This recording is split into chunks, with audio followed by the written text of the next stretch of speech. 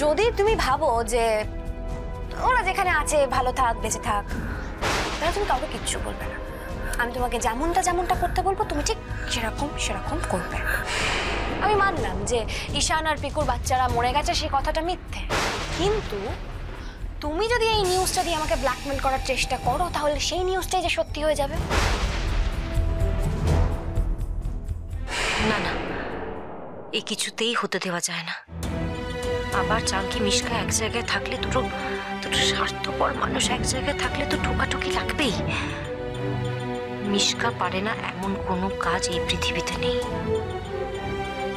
কিছু একটা করতে হবে যাতে মিশকার আর চাঙ্কির গন্ডগোল না লাগে।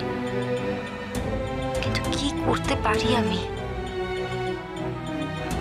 একটাই রাস্তা আছে, মিশকা আর চাঙ্কিকে আলাদা করতে হবে, যে করেই হোক। ওষুধগুলো কখন খেতে?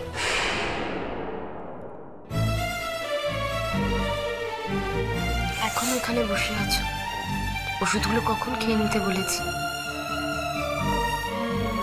শোনো মা, তুমি ভাবলেই সবটা বদলে যাবে না।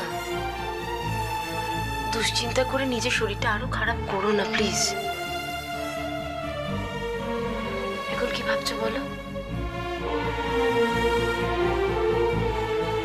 কিছু না, তেমন কিছু না। কিছু না মানে? তোমার সত্যি মনে হয় যে তুমি আমার কাছ থেকে তোমার মনের কথাগুলো লুকোতে পারবে? শোনো, আমার সময়ের উপর আমাদের কারোর হাত নেই।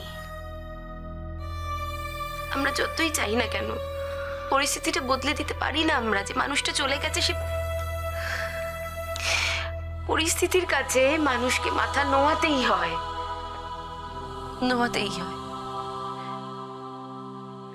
ভাইয়া আর পিকু তো একে অপরকে এত ভালোবেসেছিল, পারলো একসঙ্গে থাকতে। সেই তো পরিস্থিতি ওদের আলাদা করে দিল।